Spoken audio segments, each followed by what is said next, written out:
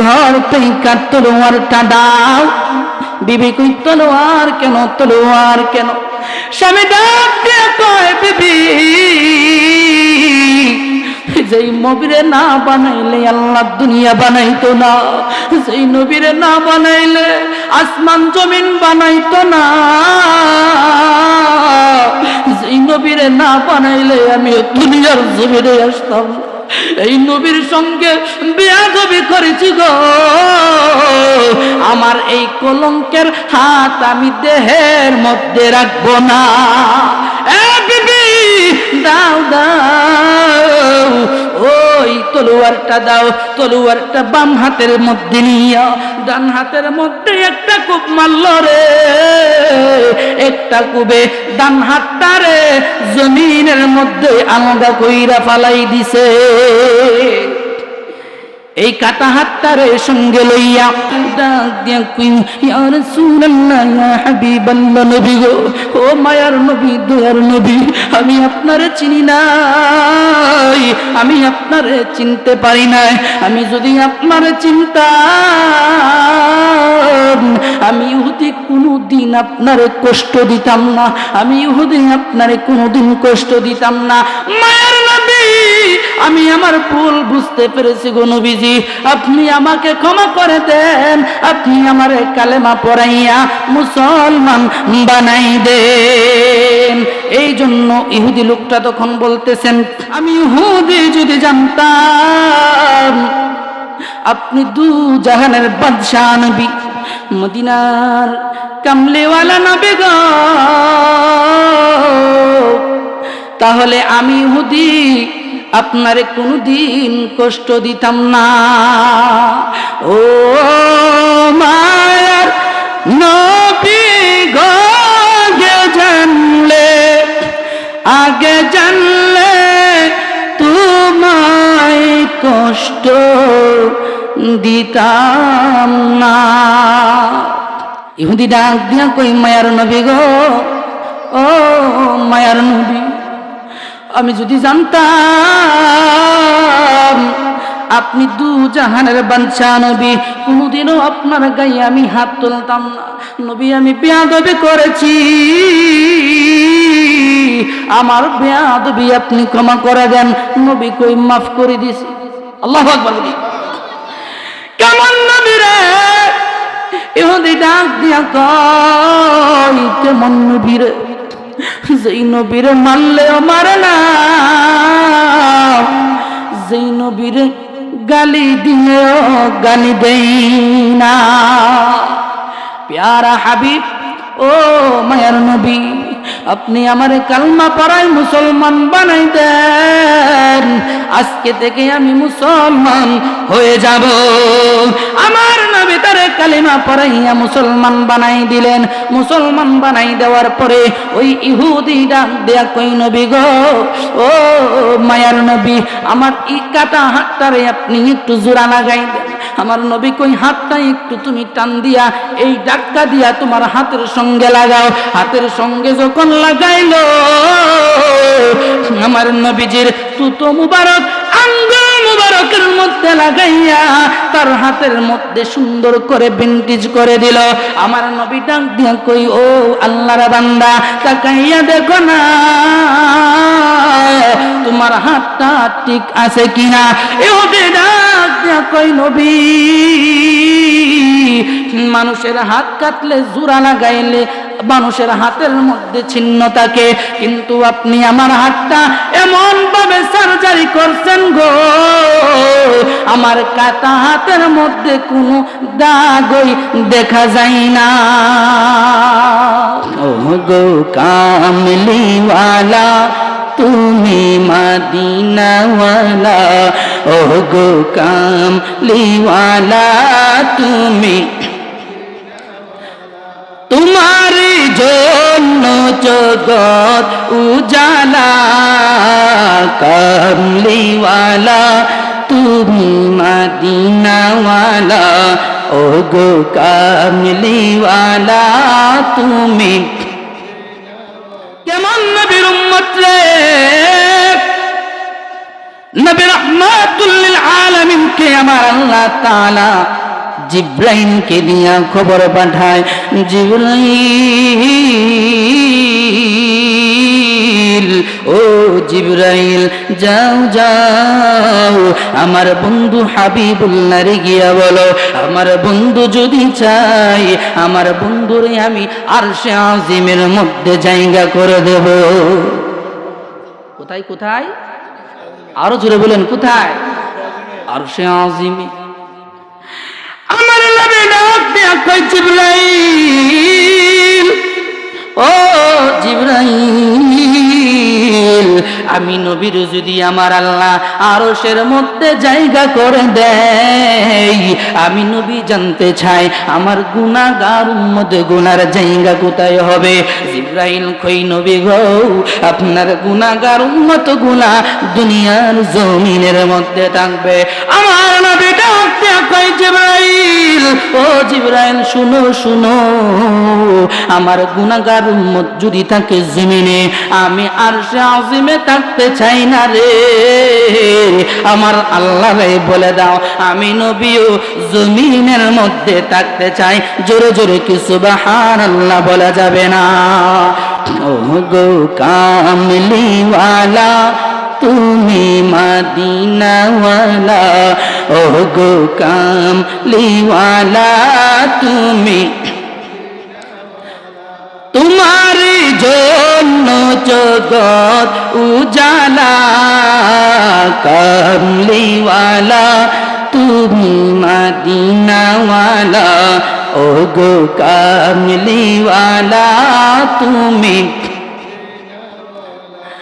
তুমি নূরের নবী, তুমি ধ্যানের ছবি, তুমি নূরের নবী, তুমি ধ্যানের ছবি, তোমার পরে পড়েন দুরূদ আল্লাহ তাআলা, কামলিওয়ালা তুমি মদিনাওয়ালা, ও গো কামলিওয়ালা তুমি। একটা আওয়াজ বন্ধ রাখবেন না, জবান করলে চিৎকার মেরে বলুন আল্লাহু আকবার। আর একটু মহব্বতে সুরে বলি ইয়া রাসূলুল্লাহ। জগতের বন্ধুরারি, ও আমার কুমিল্লা মুরাদনগরের বাবারা, কেমন নবীর উম্মত রে বাবা, যেই নবী উম্মতের দুনিয়ায় রাইখা আরশে আজিমের মধ্যে থাকতে চাই না, এই নবীর উম্মত হতে পেরে আমরা খুশি নাকি বেজার? নবীর আদর্শ কেমন ছিল রে? ডানে বামে যাব না বাবা, সময় বড় অসংক্ষিপ্ত সময় আলোচনা করব, এই জন্য ডানে বামে যাব না। আমার নবীজির ঘরের মধ্যে 3 দিন যাবত খাবার নাই। কই দিন? খাবার নাই 3 দিন। পেটের খিদায় নবী পেটের মধ্যে পাথর বাঁধলেন। এ জগতের মানুষ, আমার নবী পেটের মধ্যে পাথর বাইদা ফাতেমাতুজ জাহরা রাদিয়াল্লাহু তাআলা আনহার ঘরের মধ্যে যাইয়া ডাকে, ফাতেমা তোমার ঘরের মধ্যে খাবার আছিনি? ফাতেমা ডাক দিয়া কই, ইয়া রাসূলুল্লাহ, ইয়া হাবিবাল্লাহ, নবী গো, ও দয়ার নবী, মায়ার নবী, আমি ফাতেমার ঘরে গত 3 দিন যাবত চুলার মধ্যে আগুন জ্বলে না। ইয়া রাসূলুল্লাহ, নবী গো, আমি ফাতেমার ঘরে গত 3 দিন যাবত কোনো খাবার নাই, চুলার মধ্যে কোনো আগুন জ্বলে না গো নবী। ও নবীজি, আপনার কলিজার টুকরা হাসান হুসাইন নানা নানা কইরা কান্দে, পেটের খিদায় নানা নানা কইরা কান্না কইরা তারা ঘুমাইছে। আমার নবী এই ফাতেমাতুজ জাহরা রাদিয়াল্লাহু তাআলা আনহার ঘর থেকে বের হয়ে কাজের সন্ধানে চলে গেলেন উহুদ পাহাড়ের দিকে, কারণ ওই দিকে বড় বড় খেজুরের বাগান ছিল। আমার নবী আনাস রাদিয়াল্লাহু তাআলা আনহুকে সঙ্গে নিয়া ওই খেজুরের বাগানে কাজের তালাশে চলে গেলেন। কেমন নবী রে, আমার নবী যদি চাইতেন সকালেও জান্নাত থেকে খাবার খাইতে পারতেন, বিকালেও খাইতে পারতেন, রাত্রেও খাইতে পারতেন কি পারতেন না? কিন্তু বাবারে আমার নবী জান্নাতি খাবার খায় নাই। নবী রাহমাতুল লিল আলামিন জান্নাতি খাবার তিনি ভক্ষণ করেন নাই। আমার নবী খাবারের জন্য কষ্ট করেছে, খাবারের জন্য কষ্ট করে পেটের মধ্যে পাথর বেঁধেছে, কাজের সন্ধান করেছে। ও বাবা, উহুদ পাহাড়ের দিকে যাইয়া দেখে একটা খেজুরের বাগানের মধ্যে একজন বৃদ্ধ লোক, ইহুদি মানুষ, খেজুরের গাছের গুড়ার মধ্যে পানি ঢালতেছে। আমার নবী ডাক দিয়া কই, ইহুদি চাচা, ও চাচা, আপনি যেই বাগানের মধ্যে কাজ করতেছেন গো, এই বাগানটা কার? ইহুদি কই, বাগানটা আমার। আমার নবী কই, চাচা, দেখা যাইতেছে আপনার বয়স হয়ে গেছে, আপনি তো কষ্ট করে কাজ করতেছেন, আপনার কি কষ্ট লাগে না? ও চাচা, আপনার কোনো কাজের লোক লাগবে নি গো চাচা, যদি লাগে আমি মুহাম্মদ আপনার বাগানে কাজ করতে চাই। কে কাজ করতে চায়? দুজাহানের বাদশা নবী মুহাম্মদুর রাসূলুল্লাহ সাল্লাল্লাহু আলাইহি ওয়াসাল্লাম। ইহুদি ডাক দিয়া কয়, যুবক, তুমি যদি কাজ করতে চাও তাহলে আমার জন্য বলো, 12 হবে রে। আমি কাজ করতে পারি না, বয়স হয়ে গেছে, আমার বড় কষ্ট হয়। আমার নবী কই, আমি কাজ করব, তাহলে কেমনি, কিভাবে, কি কোন বেতন আমারে দিবেন? ইহুদি ডাক দিয়া কই, যুবক, তোমারে আমি এক বালতি পানি উঠাইব, এক বালতি পানির বিনিময় 5টা করে খেজুর তোমারে দেব। এমনি ভাবে যত বালতি পানি উঠাইবা আমি ইহুদি তোমারে ততটা বালতির বিনিময় 5টা করে খেজুর দেব। কয়টা করে খেজুর? 5টা করে খেজুর। নবী রাহমাতুল লিল আলামিন রশি লাগাইয়া বালতির মধ্যে কুপ্তাইকা পানি উঠায়, ওই পানিগুলা নিয়ে আবার খেজুর গাছের গুড়ার মধ্যে ডালে।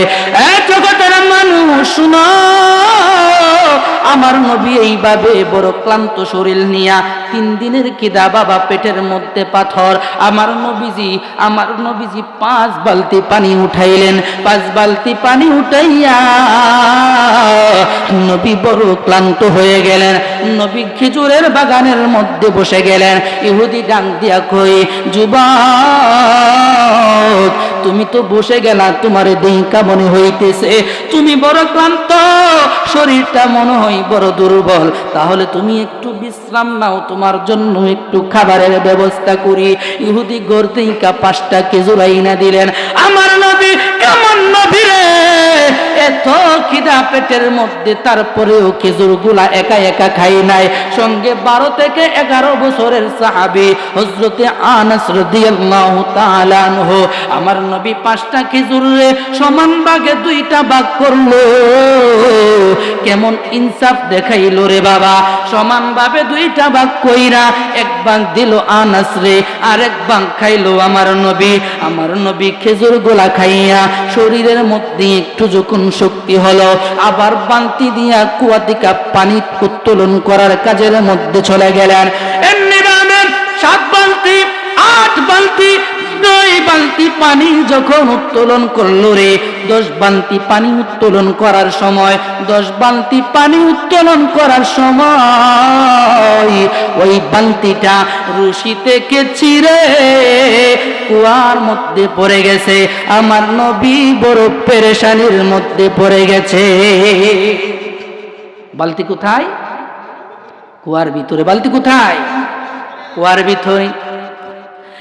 আমার নবী রাহমাতুল লিল আলামিন 9 বালতি পানি উঠাইলো, আর পানি উঠাই না, কারণ উঠাইব কি দিয়া? উঠাইবার যন্ত্র যেটা ছিল রে, ওইটার রশি সিংড়া কূপের মধ্যে পড়ে গেছে। ওই আমি কই না মনের কথা, কন্যা কন্যা, আমি কই না মনের কথা, কই না আয়, আমি কই না মনের কথা। কার কাছে কলিব দুঃখ, কার কাছে দরদ মিলে না, আমি কই না মনের কথা, কই না, আমি কই না মনের কথা। আদার ঘরে রাসূল বিনে, আদার ঘরে আপন কেউ হবে না, আমি কই না মনের কথা, কই না, আমি কই না মনের কথা। জগতের মানুষ, ও আমার কুমিল্লার বাবারা,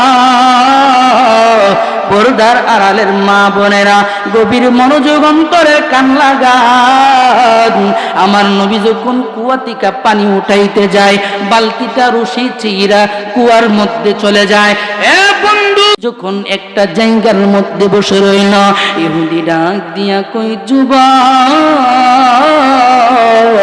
তুমি তো পানি উঠাও না, তাইলে তুমি কি কাজের মধ্যে ফাঁকি দেওনি? নাউজুবিল্লাহ। আমার নবী কয়, চাচা পানি উঠাইব কি দিয়া গো? যেই বালতি দিয়া পানি উঠাইতাম, এই বালতির রশিটা ছিঁড়ে বালতিটা কূপের মধ্যে পড়ে গেছে। চাচা, মনে হয় রশিটা পানি দিয়া ভিজে ভিজে দুর্বল হয়ে গেছে, এই জন্য রশিটা ছিঁড়ে গেছে। আচ্ছা বলুন তো, একটা রশি যদি সর্বদাই পানির মধ্যে ভিজান, এই রশিটা হঠাৎ করে একদিন নরম হয়ে পচে ছিঁড়ে যাবে কি যাবে না? ইহুদি কই না, রশি ছিঁড়ে নাই, তুমি ছিঁড়া ফালাইছো। কারণ বহুদিন ধইরা আমি এই কূপ থেকে একই রশি একই বালতি দিয়া পানি উঠাই, কোনদিন আমার হাত থেকে রশি ছিঁড়ে নাই। আজকে তোমার হাত থেকে রশি ছিঁড়ছে, তুমি ইচ্ছা কইরা রশি ছিঁড়ছো। নাউজুবিল্লাহ বলেন। আমার নবী কই না, রশি দুর্বল হয়ে গেছে, রশি ছিঁড়ে গেছে। আর ইহুদি বলে না, আপনি ছিঁড়েছেন। এইভাবে এক কথা দুই কথা বলতে বলতে ইহুদি ব্যক্তিটা উত্তেজিত হইয়া আমার নবীজির গাল মুবারকের মধ্যে একটা থাপ্পড় মারলেন। জোরে কন্যা নাউজুবিল্লাহ। কেমন নবী রে! ইহুদি আমার নবীর গাল মুবারকের মধ্যে থাপ্পড় মারলেন। আমার নবী দুইটা চোখে পানি ছেড়ে দিয়া কাঁদে আর কয়, ইহুদি, আমি নবী 3 দিন বড় উপবাস রে, আমার গাটা দুর্বল হয়ে আছে। তুমি যে আমারে থাপ্পড় দিছো, তোমার হাতের মধ্যে ব্যথা পাইছো নি? আল্লাহু আকবার। ইহুদি অবাক হয়ে গেছে, কেমন নবী রে, মারলে মারে না, আবার জিগায় আমার হাতের মধ্যে নিয়ে আমি ব্যথা পাইছি। ইহুদি কয়, যুবক, আমি তোমারে কাজে রাখছিলাম, তুমি রশি ছিঁড়ে ফেলছো, এই জন্য এখন আর তোমারে কাজে রাখবো না। যাও যাও, তুমি চলে যাও, যাও যাও, তুমি চলে যাও। এই কথা যখন বলল রে, আমার নবী রাহমাতুল লিল আলামিন বলে, এ চাচা শুনো শুনো, আমি চলে যাব, কিন্তু আমি যে কাজ করছি সেই কাজের বেতন দিয়া দাও। কাজের বেতন আছে নাকি নাই? ইহুদি কই, ঠিক আছে, বেতন নিয়ে যাও। আগে দিছিলাম 5টা খেজুর, এখন হলো আরো 8 বালতি, 4 40, আগের 5 হলো 45। নাও তোমার খেজুর, তুমি নিয়ে যাও। নবী রাহমাতুল লিল আলামিন চাদরের গাইটের মধ্যে খেজুরগুলা বাইদা মদিনার দিকে রওনা হয়ে গেছেন। হযরত আনাস রাদিয়াল্লাহু তাআলা আনহু ডাক দিয়া কই, নবী গো, ও মায়ার নবী, দয়ার নবী, রাহমাতুল লিল আলামিন নবী, আমি আনাস যদিও বয়স কম, কিন্তু আমার জীবদ্দশায় আমি আনাস জীবনে কোনোদিন দেখি নাই আপনার এই বদন মুবারকের মধ্যে কোনোদিন কোন দুনিয়ার একটা মশা বসতে, কোনোদিন দুনিয়ার কোন একটা মাছি বসতে। ইয়া রাসূলুল্লাহ, নবী গো, যে আল্লাহ আপনারে না বানাইলে দুনিয়া বানাইতো না, যে আল্লাহ আপনারে পা বানাইলে আসমান বানাইতো না, জমিন বানাইতো না, জান্নাত বানাইতো না, জাহান্নাম বানাইতো না, আরশ আজিম লৌহ কলম কিছুই বানাইতো না, আমার আল্লাহ নিজেও প্রকাশ হইতো না। ও নবীজি, সেই নবীরে ইহুদি ব্যক্তি তাপ্পর মারছে গো, আমি আনাসের সহ্য হই না, আপনি আমারে অনুমতি দেন, আমি আনাস এর প্রতিশোধ না নিয়া আমি মদিনার মধ্যে যাইতাম না। আমার নবী কই, আনাস, আনাস রে, শুনো শুনো, তোমার কথাগুলা একটু আস্তে আস্তে আস্তে আস্তে বলো। আনাস কই, কেন কেন কেন? আমার নবী কই, আনাস, আমি যে নবী রহমাতুল লিল আলামিন, এটা এত তাড়াতাড়ি তার কাছে প্রকাশ করা যাবে না। এ আনাস, দোয়া করো রে, এই বেয়াদবিটা যেন এই ইহুদির জন্য ঈমান আনার ব্যবস্থা হয়ে যায়। থাপ্পড় মারছে নবীজির গাল মোবারকে, আর নবী তার জন্য দোয়া করে এই বেয়াদবি যেন তার জন্য কি হয়, হেদায়েতের মাধ্যম হয়ে যায়। সুবহানাল্লাহ। কেমন নবী রে, ওই 45টা খেজুর আমার নবীজি চাদর মুবারকের মধ্যে বাইদা মদিনার দিকে রওনা হয়ে গেছে। ইহুদি তার রাগ এখনো কমে নাই, নবীর গাল মুবারকের মধ্যে থাপ্পড় মাইরাও সে ক্ষান্ত হই নাই। আরে মদিনার কামলিওয়ালা নবী মদিনার পথ ধরে যখন হেঁটে হেঁটে চলে যাইতেছে, ওই ইহুদি ব্যক্তিটা পিছন থেকে আমার নবীরে বকাঝকা করতেছে। হযরতে আনাস ডাক দিয়া কই, ইয়া রাসূলুল্লাহ, ইয়া হাবিবাল্লাহ, নবী গো, ও মায়ার নবী, আপনারে না বানাইলে স্বয়ং আল্লাহ তাআলা প্রকাশ হইতো না।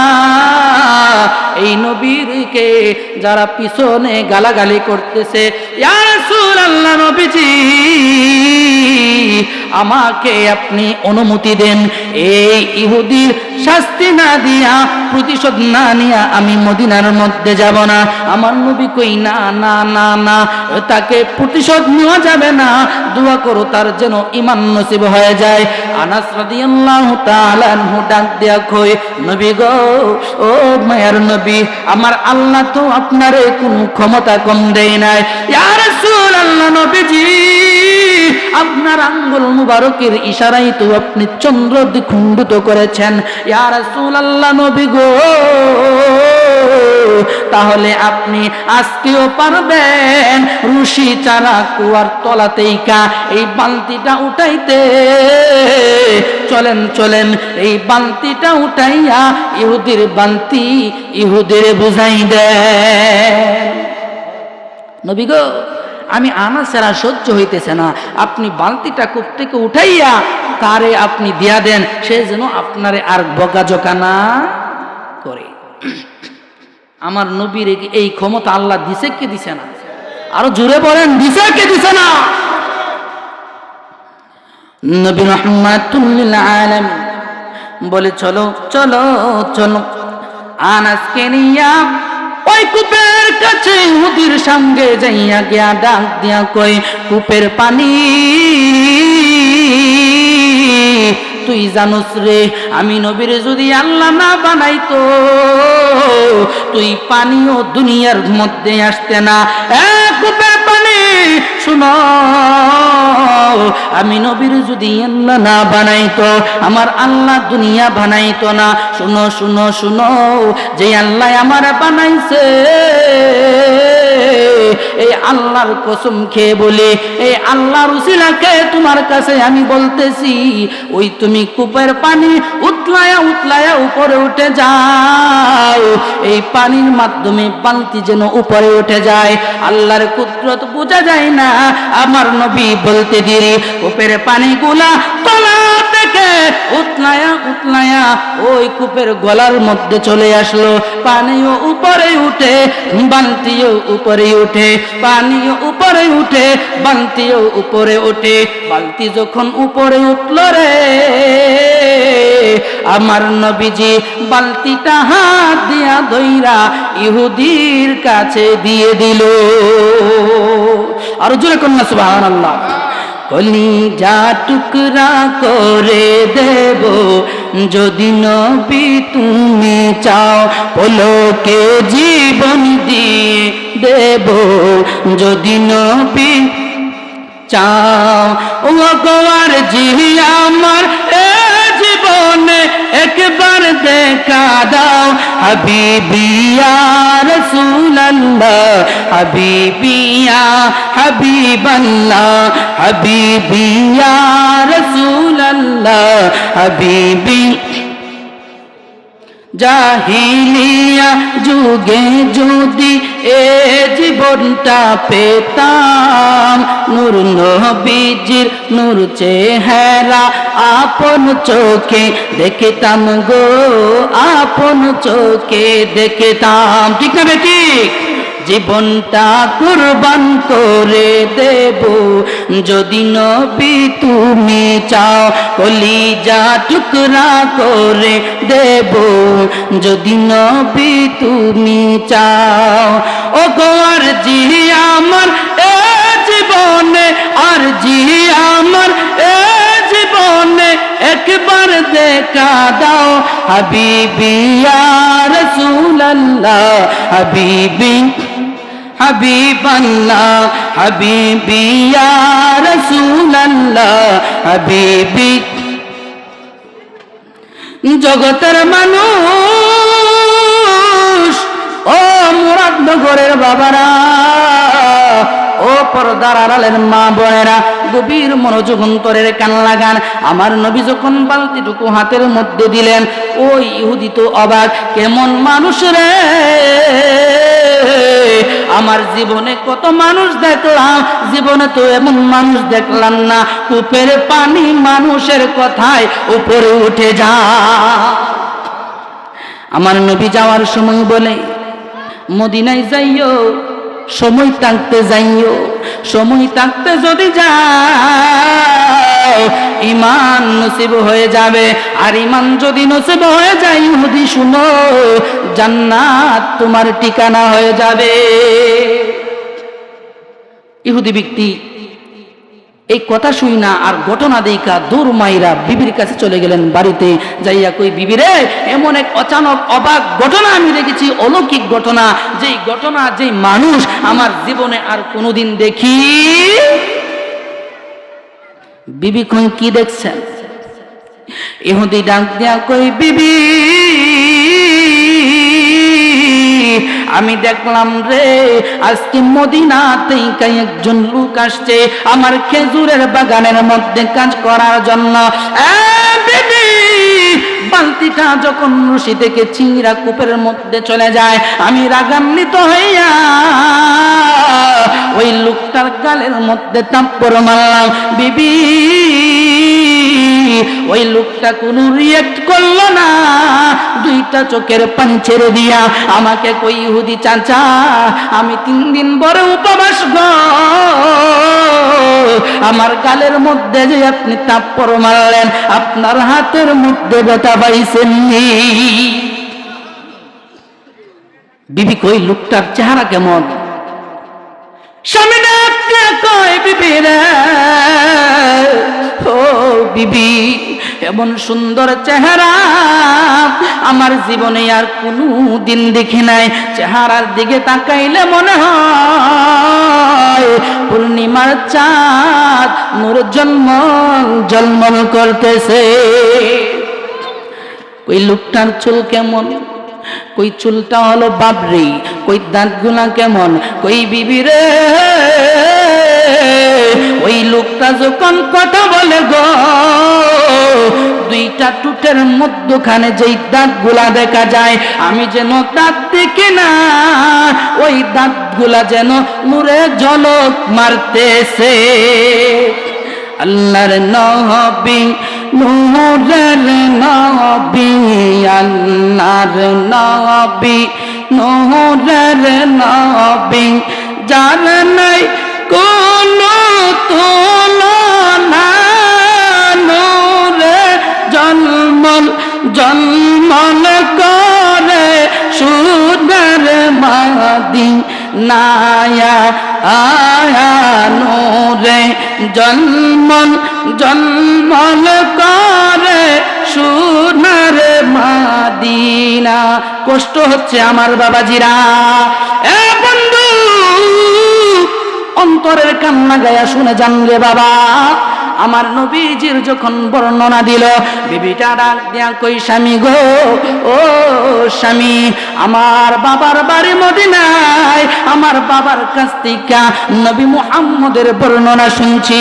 এই বর্ণনাটা শুই না মনে হয় উনি আর কেউ নয়, দুনিয়ার সাধারণ কোনো মানুষ নয়, উনি হলো দুজাহানের বাদশা নবী রহমাতুল লিল আলামিন। ও স্বামী, আপনি আর দেরি করবেন না, যেই বেয়াদবি আপনি করেছেন, আপনি যদি আর দেরি করেন গো, আপনার হাত আর হাত থাকবে না। আপনি তাড়াতাড়ি মদিনায় চলে যান, ওই লোকের কাছ থেকে আপনি ক্ষমা নিয়ে আসে। মদিনার কামলিওয়ালা নবীর কাছ থেকে ক্ষমা নিয়ে আসেন। স্বামী ডাক দিয়া কই, বিবিরে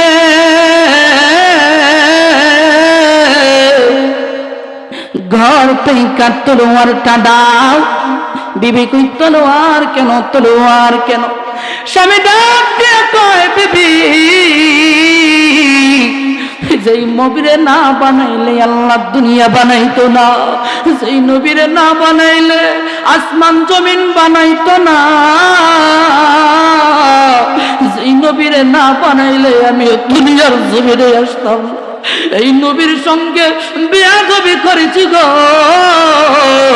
আমার এই কলঙ্কের হাত আমি দেহের মধ্যে রাখবো না।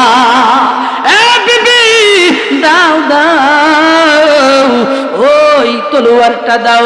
তলোয়ারটা বাম হাতের মধ্যে নিয়া ডান হাতের মধ্যে একটা কূপ মারল রে, একটা কূপে ডান হাতটারে জমিনের মধ্যে আলাদা কইরা ফালাই দিছে। এই কাটা হাতটারে সঙ্গে লইয়া বিবি ডাক দিয়ে কয়, স্বামী আপনি হাতটুকু নিয়ে নবীর দরবারে চলে যান, আমি আপনার পিছন পিছন আসতেছি রে স্বামী। ওই লোকটা দৌড়ায়া নবীর দরবারের মধ্যে চলে যায়, ডাক দিয়া কই, ইয়া রাসূলুল্লাহ, ইয়া হাবিবাল্লাহ, নবী গো, ও মায়ার নবী, দয়ার নবী, আমি আপনারে চিনি নাই, আমি আপনারে চিনতে পারি নাই। আমি যদি আপনারে চিনতাম, আমি ইহুদি কোনোদিন আপনারে কষ্ট দিতাম না, আমি ইহুদি আপনারে কোনোদিন কষ্ট দিতাম না। মায়ার নবী, আমি আমার ভুল বুঝতে পেরেছি গো নবীজি, আপনি আমাকে ক্ষমা করে দেন, আপনি আমারে কালেমা পড়াইয়া মুসলমান বানাই দেন। এই জন্য ইহুদি লোকটা তখন বলতেছেন, ইহুদি লোকটা বলতেছেন, মায়ার নবী,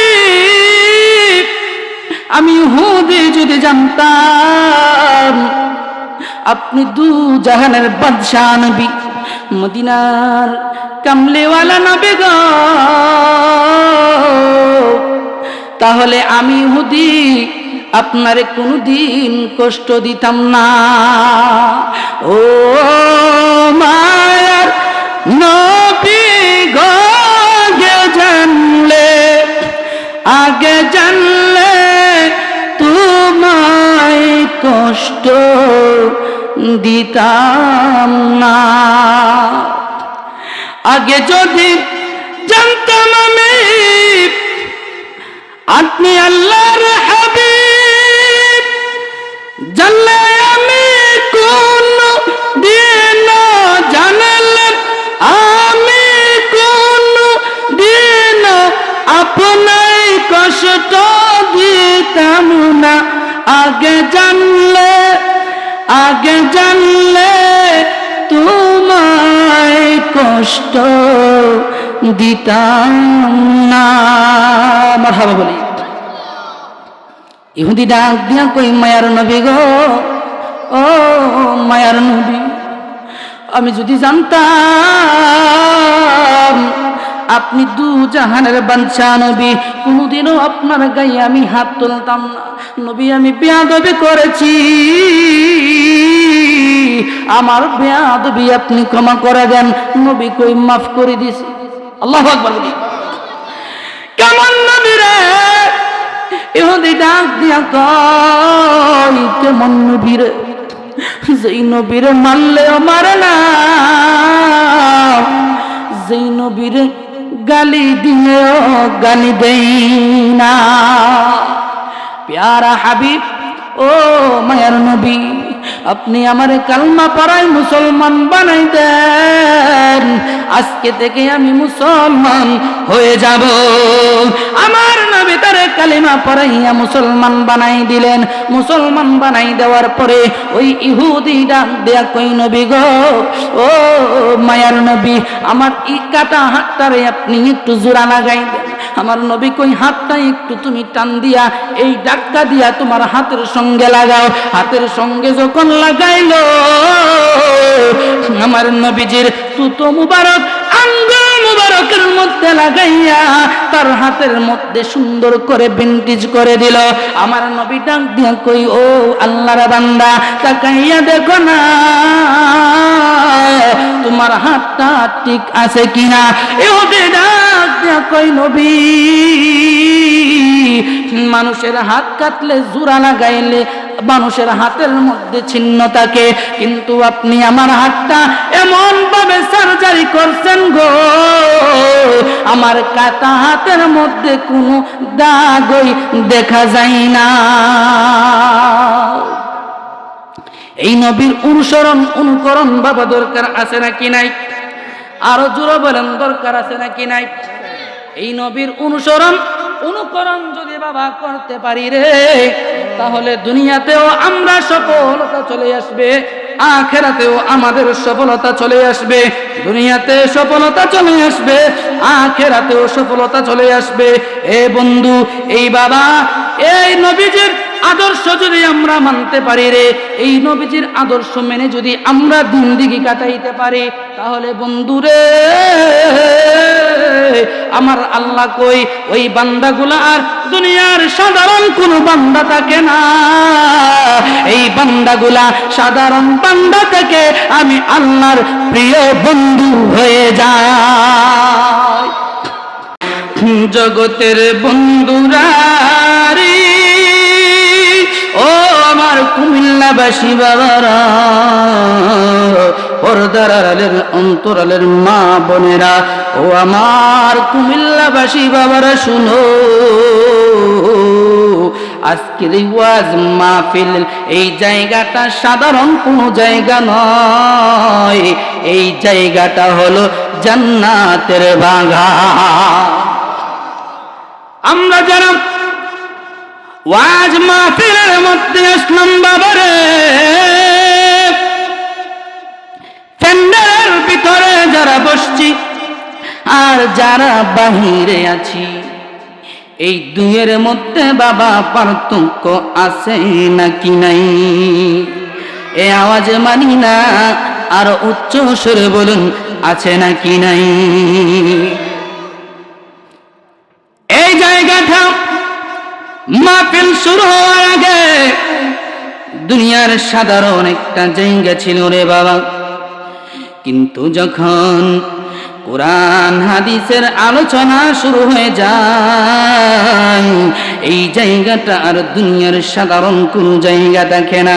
এই জায়গাটা সঙ্গে সঙ্গে জান্নাতের বাগান হয়ে যায়। এই জন্য বাবা, কেমন নবীর উম্মত রে, নবী রাহমাতুল লিল আলামিনকে আমার আল্লাহ তাআলা জিবরাইলকে দিয়া খবর পাঠায়, জিবরাইল, ও জিবরাইল, যাও যাও আমার বন্ধু হাবিবুল্লাহরে গিয়া বলো, আমার বন্ধু যদি চাই আমার বন্ধুরে আমি আরশে আজিমের মধ্যে জায়গা করে দেব। কোথায় কোথায়? আরো জোরে বলেন, কোথায়? আরশে আজিমে।